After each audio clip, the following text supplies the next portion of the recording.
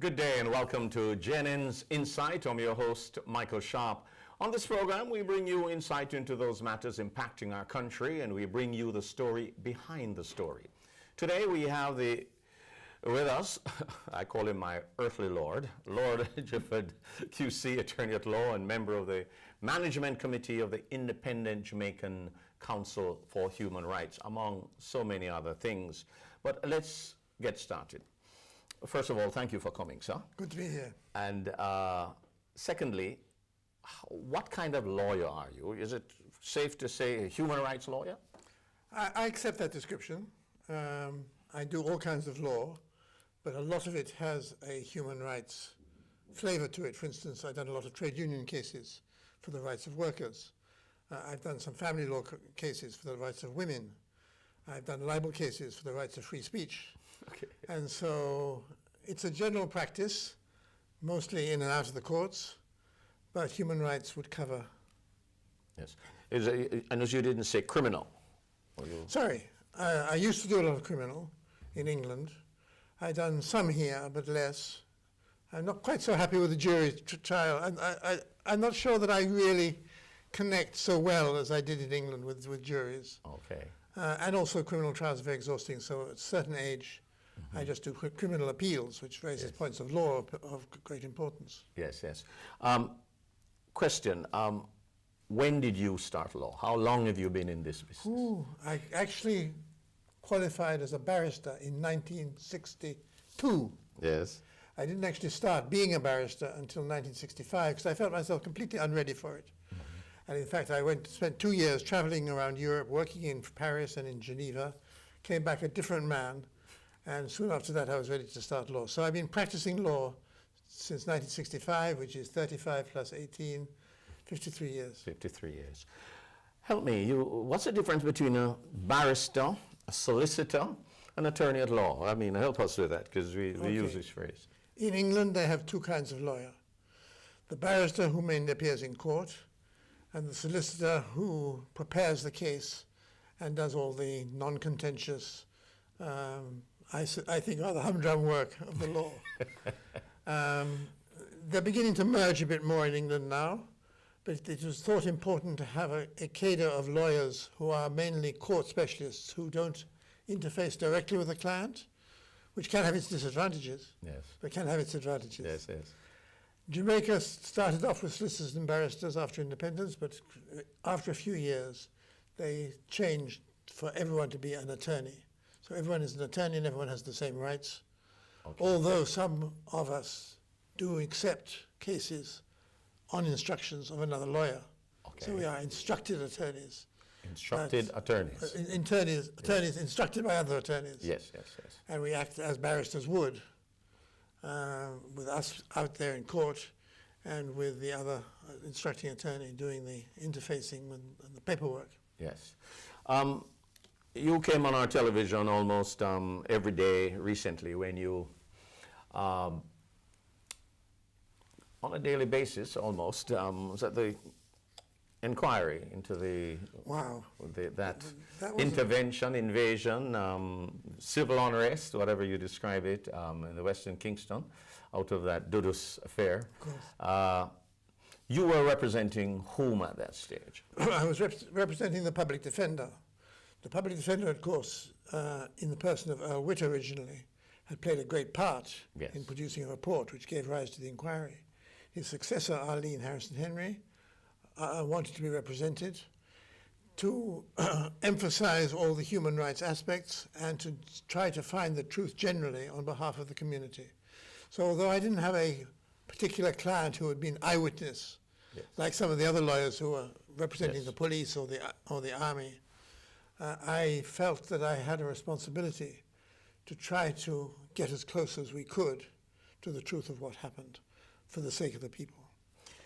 On reflection, do you think that the standing that you had was good enough to do that job, to bring home what were some of the atrocities? It wasn't an easy job, but I think the process of the inquiry was very important. Sometimes one looks at the outcome and forgets that there have been 2 years in which the people who were affected, injured, hurt, eyewitness to death, had the chance to speak, and have their words heard across the country. And I think that is one of the most important things about inquiries after some public disaster or atrocity, that you get the people affected get the chance to speak. And through their words, we were able to some extent, reconstruct the sequence of events, of how and there was a very different sequence from the Army's point of view and then from the police point of view. And one of the things that we were able to unearth was the poor communications, which the chairman of the inquiry commented on, the poor communications between the two, and the difference in standards and respect for human rights between the two. Okay, let's take it apart, like a post-mortem, if you may. We had a gentleman from Barbados to come here. Was that a good move in terms of getting an outsider to do this? Why are we not competent to do this? I don't know. This was a conscious decision. We wanted someone who had the experience. Sir David Simmons isn't a very experienced judge. And I think it helped to have someone from the Caribbean who was not Jamaican. I have no criticism of that choice. And he was helped enormously, I think particularly by Professor Harriott, who had the criminology knowledge, and of course knew the country. Is findings, or many, which of them, as far as you're concerned, let's stick them in a whole, I want to get your reaction to that, and which do you think was more pointed, and which do you think he could have done more on, if I drag your memory and jog it back from then? Well, I think the most important finding was that people were murdered, mainly by the police. The tribunal didn't mince words, but they accepted the evidence, which was very strong, including coming from former soldiers, that the police in particular, when the army cleared the way and secured the area, when the police came in, murder was committed. It was really appalling. And the tribunal, I think, made very clear findings on that. Another finding which I think was important was that the inquiry condemned the use of mortars, mini bombs, which were fired from outside the area, landed right in the middle of Tivoli Gardens, were meant to be landing in safe places, but one of them certainly did not land in a safe place and killed someone and injured somebody else. Yes. Was it a good thing for Jamaica, this inquiry? Have we been better for it? Do you think we can be better for it, or the culture is still so much is what it is? The culture is what it is, but we had to have the inquiry. And I think that if we did not have an inquiry, that would have festered on and caused more bitterness and more cynicism. I think the state had to come forward and say, yes, something dreadful happened, at least 70 people were killed, and we can't just let that flow by, consign it to history. So it was right to have the inquiry. I think the compensation could have been much quicker. It's still not really done. And I think there's probably some justifiable cynicism among some of the Tivoli people. You spend all this money in the inquiry, but you don't spend the money on the people who suffered. So there are problems, but I'm glad we had the inquiry. Your history as a man of inquiries. A lot of Jamaicans don't know that many years ago you had another inquiry which you said, bring us up to date as it relates to Ireland, I believe it was. Well, that's only the most recent. The first Gifford inquiry, funnily enough, was in the 1960s, at the time of the Student Rebellion. What inquiry was it called? It was an inquiry into into Essex University student riots. Okay, 1960. 68. 68. 1968 was the time of uprisings in Europe and student protests in Europe. Okay. And there was this very radical university. And I won't go into the whole story, but 3 people had been expelled. And there was a further uproar at the injustice of this, and an inquiry was set up, and I was chosen to be the chair, along with 2 students and 2 members of the staff. And one of the things I remember for that inquiry is that the first thing we did was to ask for eyewitness statements. Everyone to write down what they saw. Yes. And when you read the statements, it became quite clear that what people saw is what they wanted to see. Totally different. If you were a left-wing activist, you saw it in one way. If you were a right-wing, it was all about the invitation given to a lecturer who was involved in chemical warfare. And there was a big protest against the lecture, and he was closed down. But what it told me was that people's truth has to be checked and counter-checked before you can really accept it, because even not wanting to mislead, these people weren't lying consciously. Yes, their perspective. But what they had retained in their mind and what they thought about the events affected what they thought they saw. Yes. So it makes it very important. And then that filtered down. I did an inquiry into racism in Liverpool, the Liverpool 8 inquiry. I did an inquiry at the behest of the Council of Liverpool at a time when there was a lot of, that was a fascinating exercise because it took you back into the history of black people in England who had been living in Liverpool. Yes, for Liverpool is synonymous with shipping. And it was one of the most racist cities in the country. Yes, we were appalled. And wrote a very hard-hitting inquiry, which I hope did some good. And then there was the Broadwater Farm inquiry, which is about the killing of a black woman in London, which gave rise to rioting and uprisings and the death of a policeman. Another very, and it was all underlying that was the racism of the police against a community that was a black community that was trying to uplift itself. Okay, well. And we haven't got to Ireland yet. Oh, we haven't gone to Ireland because I'm learning a lot of stuff here. But we're going to take a break from Insight and we'll be right back.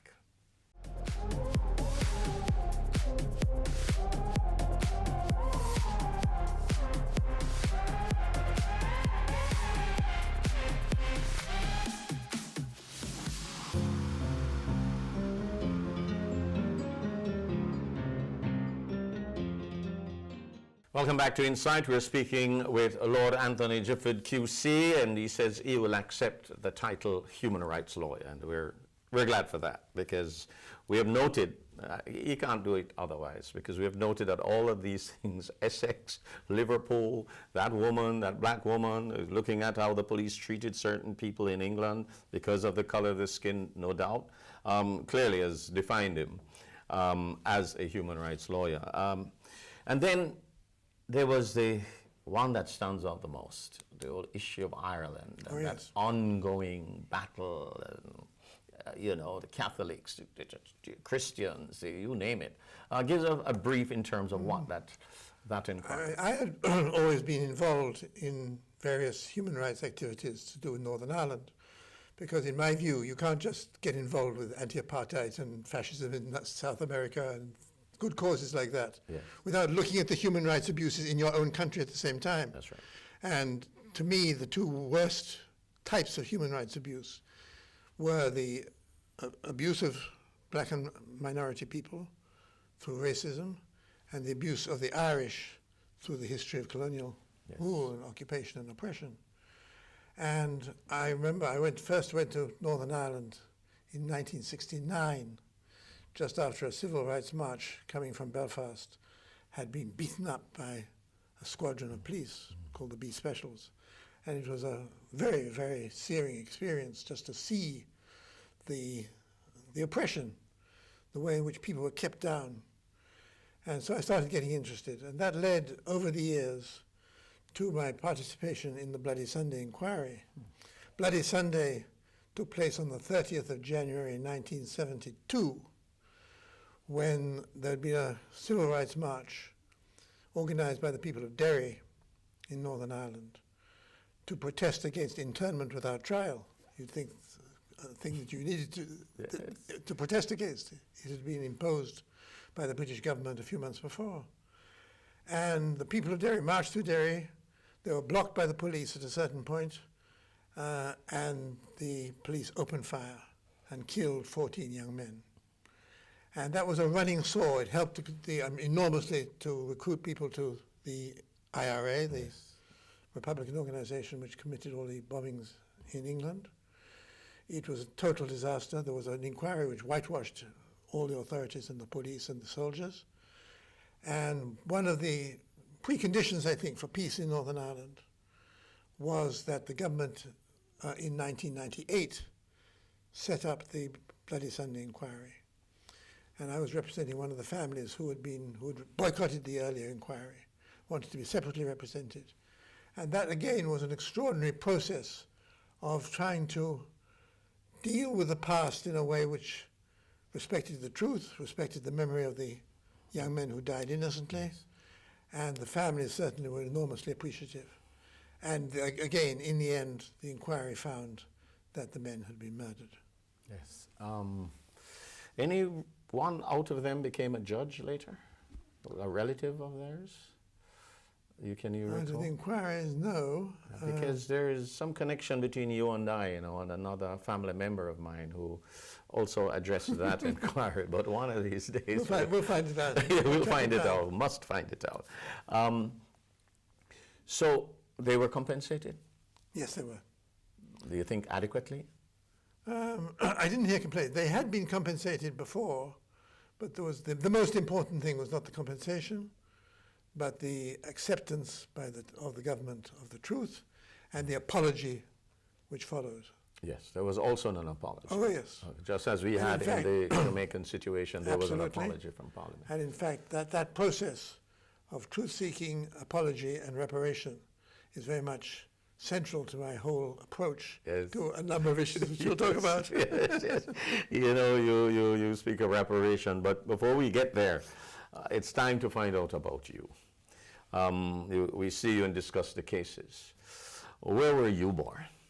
I was born in Dolphin Square, London, a little apartment during the war, 1940. Okay. Of an Australian mother and an English father. Okay. What prepared you for all of this in terms of your bleeding heart, for lack of a better term? What prepared you for this? What did you see along your way? Was it from your forebears? Or what was it that prepared you for this? My parents, who were lovely people, bless them, but they gave me what I don't like at all, and I resent, which was a boarding school education from the age of 8. Ooh. This was meant to be the right kind of education. You went to prep school, where you were a boarder. You went to public school. Mine was Winchester, where you were a boarder. And so you had a very, almost like a Jesuit experience. You were cut off from the rest of the world. Yes. And your parents were just there to give you nice holidays when you came back. So I think there was something that I found that I was struggling to get free from this mindset, which is inculcated in the public schools. And even when I went to Cambridge, I didn't really quite get rid of it. I wasn't very happy because I couldn't find my niche. I didn't like the upper class Boris Johnson type. Yes. There was a club called the Pit Club, which was the same as the Bullingdon Club in Oxford. Terrible places. Yes. They took me hunting, Yes. hated it. They took me shooting, hating it, bird shooting. And I just did not fit in. I did a bit of acting and I did a bit of juggling. I still am a juggler. And then when I qualified for the bar, which I did ridiculously young, with far too little legal education, only 2 years, I just felt I wasn't ready. And I went, there was something starting at the time called the European Common Market. Can you imagine? The UK wasn't even a member. Brexit. I was excited by this idea. Yes. And I went and studied for 6 months or so in Paris, ran out of money, advertised for a job, bilingual lawyer seeks employment, got a job in Geneva, and spent 2 years in a completely different environment with French, Swiss, German people, and came back, in a sense, looking at my own country in a different way.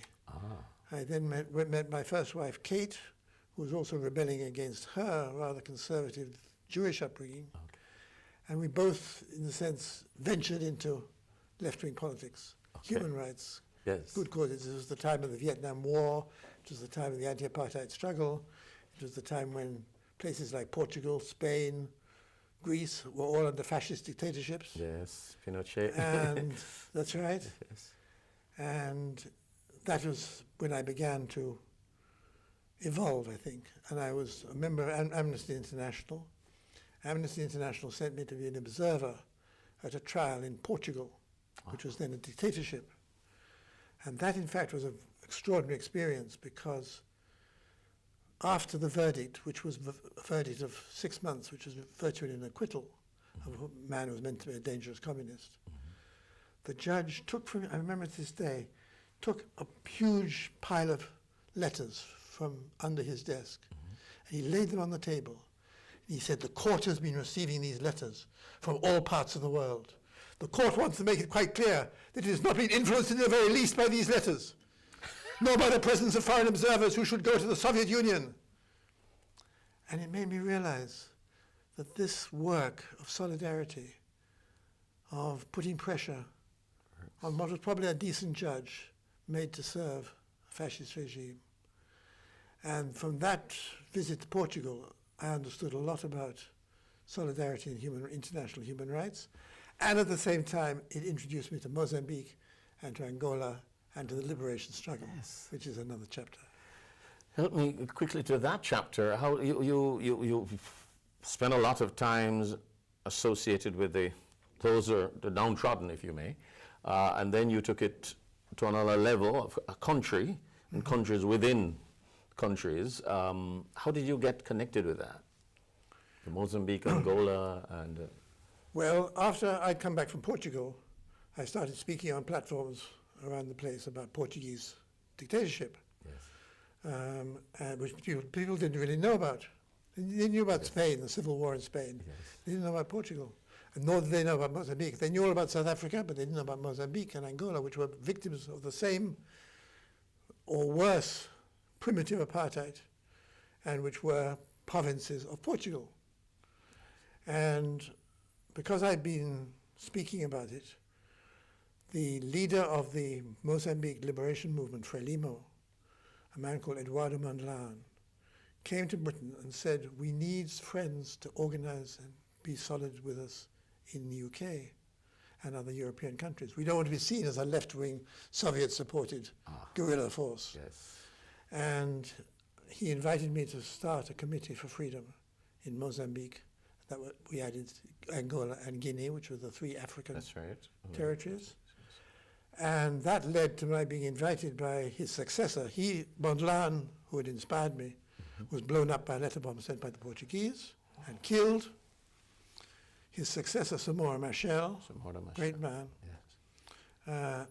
asked me to lead a delegation of the UK committee into the liberated areas of Mozambique, which we did in 1972. And so we were in a position to come back. I took a lot of photographs and talked to the people about the new society which was being built inside Mozambique. And so that when in 1973 there was a big celebration going on, the British government were going to celebrate the 600th anniversary of the Anglo-Portuguese Alliance. So we started something called End the Alliance. End the Alliance. And the high point of the government's campaign was an invitation to the leader of the Portuguese, the dictator himself, Caetano, to Britain. And just before he came to Britain, through some of our friends in the media, we managed to get a report of a massacre which had taken place a few months before inside Mozambique. One of those terrible things that happened when they just took the reprisal against the hundreds of people in a village. And therefore, there was a lot of anger about the visit. And we got a leak as to all the places he was going to go to, 13 official visits. We staged 13 official demonstrations. Okay, there's a demonstration going on in my ear that I need to take a break, so we'll be right back on The Insight.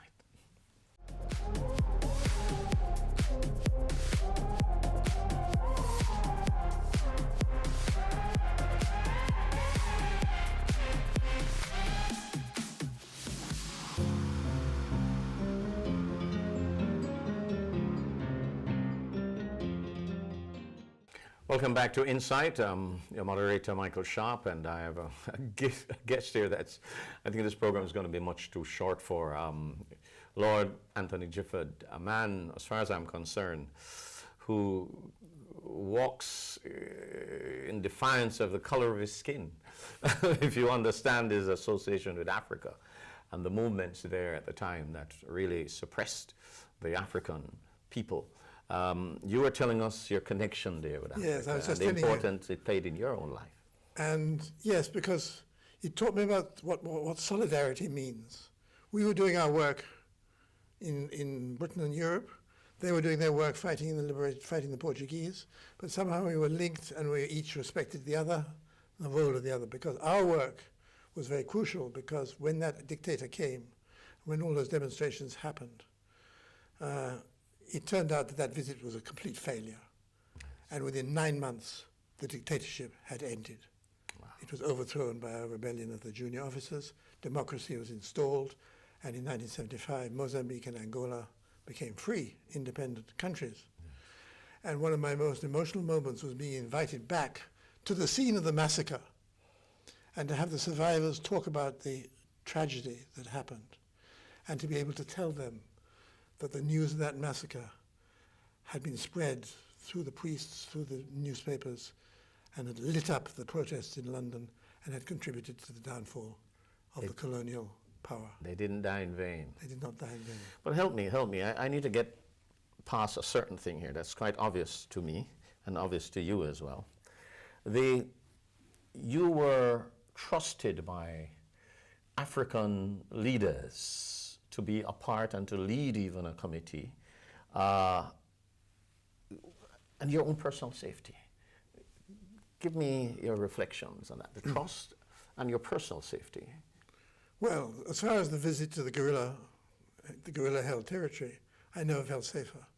They were so careful, so well organized. They brought in the children to sit in the trees and look out for planes. They brought in the old men to patrol villages. The visit was an eye-opener because you felt you were in the hands, of black soldiers, and you felt completely safe, and you felt that you belonged. And it was one of many experiences which helped me just to see how ridiculous this idea of color difference is. You know, it just shouldn't be part of our vocabulary at all. We are people, and that is how we should relate to each other. So that, where was I? Trust. I want to get that trust. Why did they trust you so much? You could have been a double agent, an agent. You could have come here for the crown. Yes, to find out what's going on and spill the beans. Did you have any issues with we that? just opened ourselves to learn. I remember sitting with Eduardo Mondlane and learning about his ambition for not just replacing white rule with black rule, but having a rule which embraced everybody and which was a rule for the benefit of the people. And I think so the respect grew from those sort of meetings. And I suppose the trust developed because we were sincere in what we did and we knew that they were genuine in what they did. Yes. They weren't just tyrants in waiting. They were people. I mean, the personalities involved have stayed with me all my life. People like Samora Machel, the Italian, this extraordinary personality. And it led me to I suppose a love of Africa, but certainly a respect for African people, which has stayed with me to this day, and which was running alongside work I was doing in the UK with people from the Caribbean. Yes. But I think it was the African involvement which really educated me the most. Yes. I want to switch to a recent issue, the sense of the Privy Council.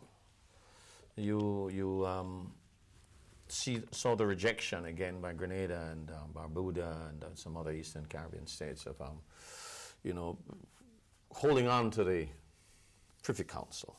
Where's your position on that? Do you think we should go CCJ? Absolutely.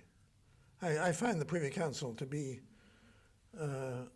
it's an abdication, it's almost a confession of subservience. You can't get justice in the Caribbean, you have to go to London. The truth is that only a few very wealthy people can afford to go to London. It's very difficult, it costs a lot of money. The London judges are increasingly delivering shorter and shorter judgments. And I have a feeling, more than a feeling, I have heard that they are fed up with having to spend so much time when they are the Supreme Court of the United Kingdom, and that is the work they want to be doing. They get bogged down with cases from the Caribbean. We have a very good court in the case of the CCJ. We've even experienced how good it is in the Maori case, where Jamaica was involved, and where they not only gave justice to Shanique Maori, but they also showed how they could be relevant by having sittings in Jamaica to hear the Jamaican witnesses in public, having sittings in Barbados to hear the witnesses from there, and then the final arguments were in Trinidad, which is their seat. So they have done very well. They are much more thorough than the Privy Council. They always give more than one judgment in an important case, which is important sometimes because one judge sees things a little different. The Privy Council just deliver one judgment, 8 to 10 pages long, and I think that the CCJ is not only a better court, not only a more accessible court in terms of cost, because everything is done by e-filing, but a sign of our maturity and our ability to hold our heads up and say we don't need London, we don't need British people, and while we're on it, let's just link with that. We don't need the Queen either. Make ourselves an independent, free people. Yes. What then do you think will create that move?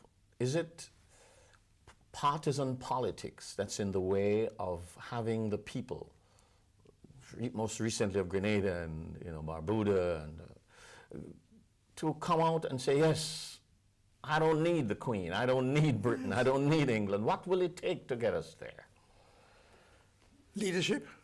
Confidence. I mean, I was asked, I had the honor a few years ago of delivering a lecture in honor of Marcus Garvey. I looked up some of his writings.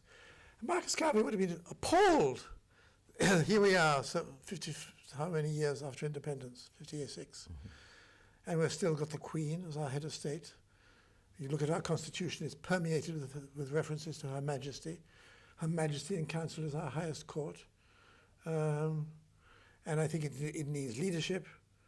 There would be two-party agreement if the government took the plunge. If the people need to be consulted, so be it. I will go around this country and exhaust myself to campaign for the abolition of appeals to the Privy Council. In other words, we really ought to become a republic. Yes, an independent, freestanding republic. We can stay within the Commonwealth, but we need to be proud enough not to have to recognize an elderly, no doubt very charming lady of 92 years old sitting in London or sitting in Balmoral as our monarch. Ridiculous. If you were born in England, can see this, is it that we have been so damaged by slavery that we can't see it ourselves? I think so. I think this is one of the fascinating sides of the work of reparation, is to identify the damage that subsists to this day from those atrocities and awful experiences of the slavery days. When I introduced a debate in the House of Lords about reparation, I was challenged by the government speaker. The case for reparation is based on saying that there's damage that's still being suffered as in consequence of slavery. There is no evidence of that. Now, I think our sociologists, our doctors, and all kinds of experts are needed to come together, both to prove the links between the atrocities of slavery and today's problems, family problems, sex problems, all kinds of problems, and at the same time to work out a program of reparation, which we can then insist on being enforced. Is there an agreed sum that compensation should come? There's no agreed sum. What there is the CARICOM 10-point plan. Yes. Which has good ideas in it, which I support, but it's not really worked out in any detail. It just says we need psychological damage for psychological harm. I want to ask the psychiatrists to work with us and say, what does that mean? How can you have an effective program? Because if and when we get to a stage of having reparations anywhere in view, you can be sure there's going to be a lot of quarreling as to where the money should go. Yes. What's the greatest pushback you get from the old reparation argument? It's like, come on, that was a long time ago, and let's get over it. You know, what's the story with that? It's time black people pull up themselves by the straps. I think the British response is, it all happened long ago, it's a terrible thing, but move on, which was what David Cameron came to Jamaica, yes. On the Jamaican side, I think there is a belief that it is not practicable or realistic. And I think that what some of the leadership over the last 15, 20 years has done is to certainly expand the belief that it is not impossible. It is not pie in the sky. Yes. It is something worth working for. It's something necessary to work for. And you only have to look at Britain, where there is lined up alongside conservative governments who are obviously very reactionary. You have the possibility of a Labour government, which is very socialist and very sympathetic, and something might be negotiated. Yes. The inroads, if any, are inroads been making with the argument about reparation? Do you think it's a growing thing, or is it just marking time, or even dying, in terms of a topic getting excitement and being received by more people? It keeps on getting jolts of life. For instance, when the Cameron visit and the insult that he delivered, it sort of struck a chord among people who normally don't talk about reparation. There was a rally for reparations earlier this year, where school students were running through the whole of the Caribbean. There was a debating competition only last couple of months for schools. So it is, I think, gathering pace, but slowly. Yes. All right, we're going to take a break, and we'll be right back on Insight for more exciting and insightful conversation.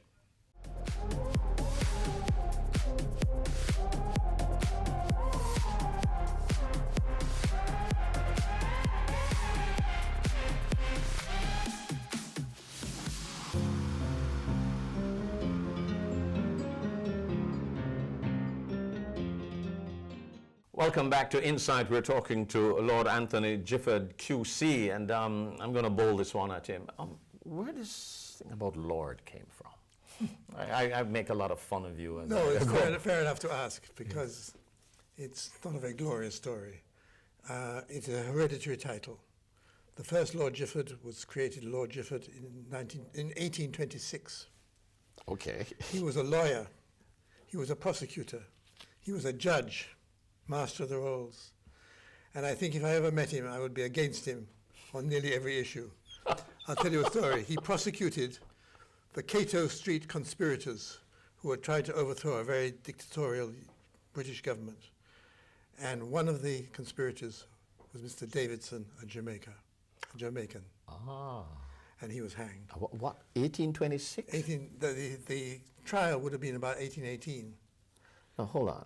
And this happened in Britain. In Britain? A Jamaican? There was a band of people who conspired together to kill the cabinet at dinner.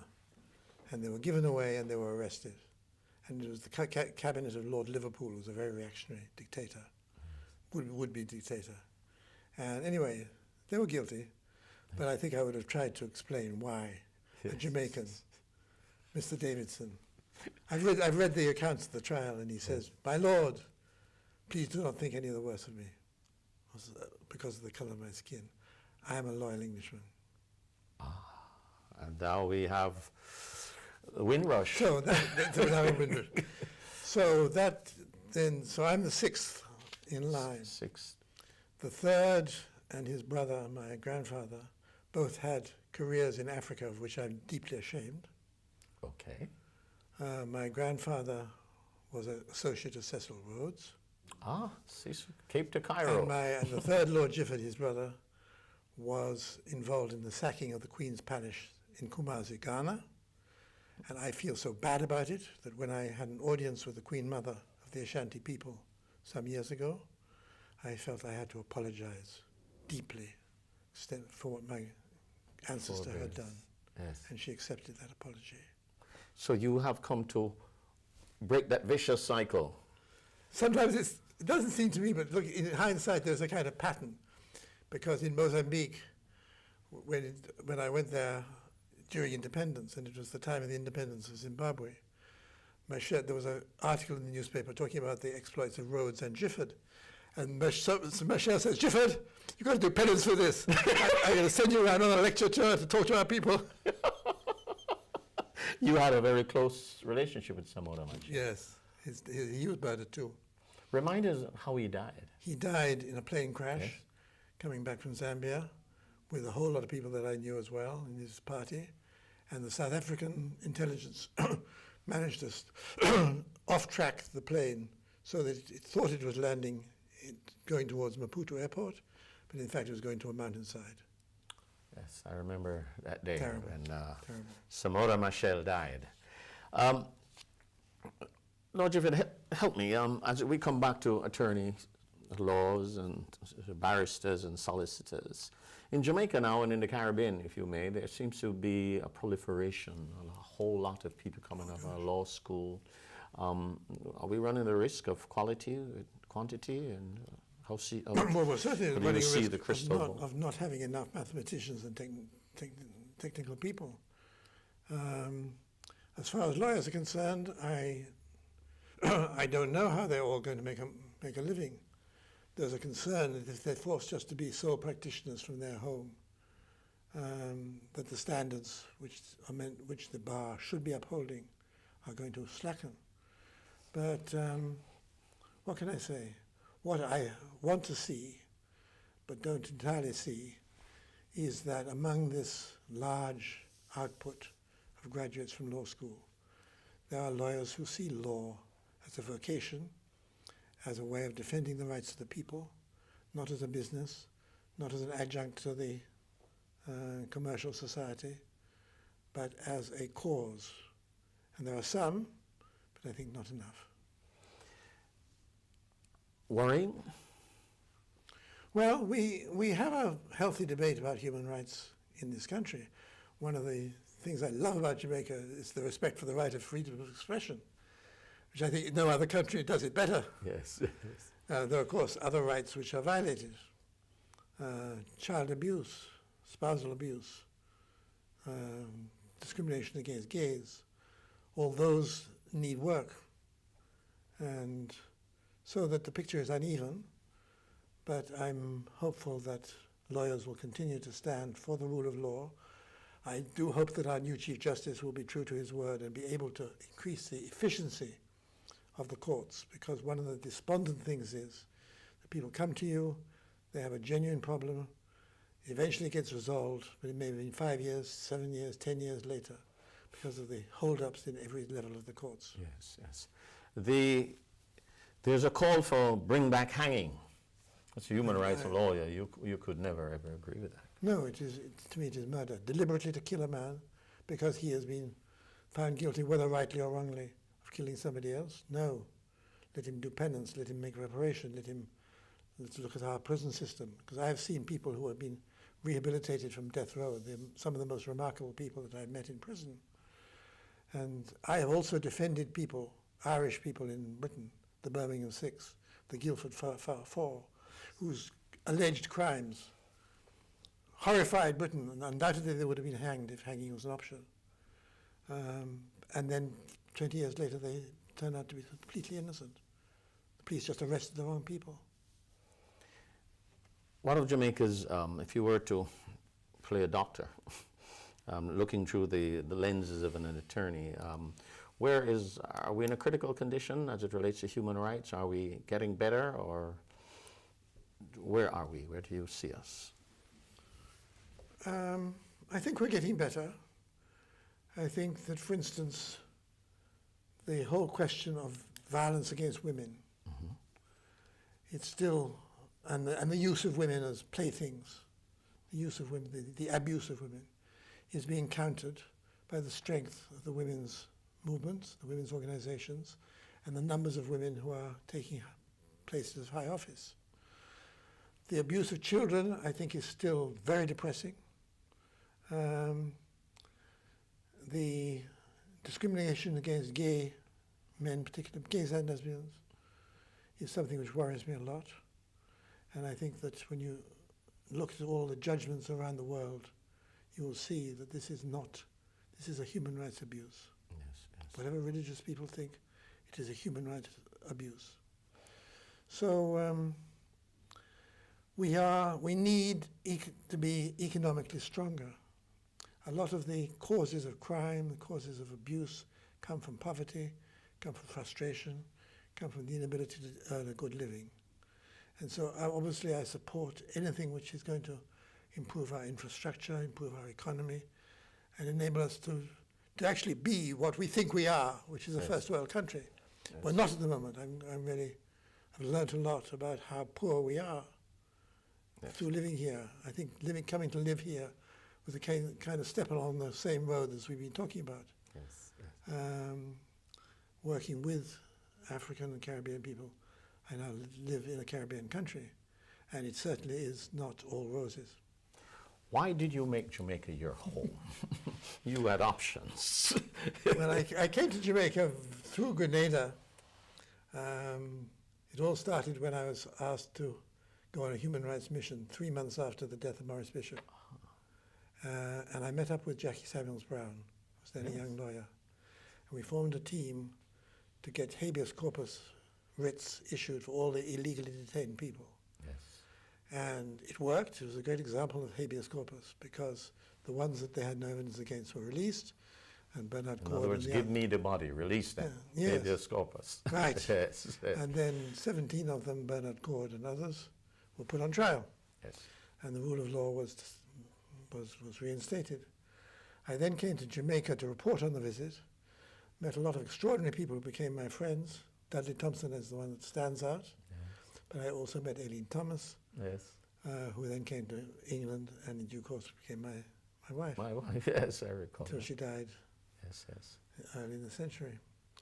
So, at the age of 50, married to a Jamaican, I had the choice. I had a job which could be done in both countries. And it just seemed exciting, right, a development, not a break with what I'd been doing before, but another way of doing what I was doing before, yes. To come and live in Jamaica. And I've never regretted it. Well, there are things I miss, things my present wife Tina misses even more. Yes. The culture, the busy multicultural life of London. And we'll see what happens in my very old age. Yes.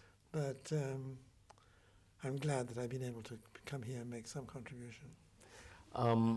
Have you found resistance from people like, what's this white man coming in, come tell us how to do it, especially maybe from the security forces, or because as a human rights lawyer, you have to look at them and be critical? I have to say no.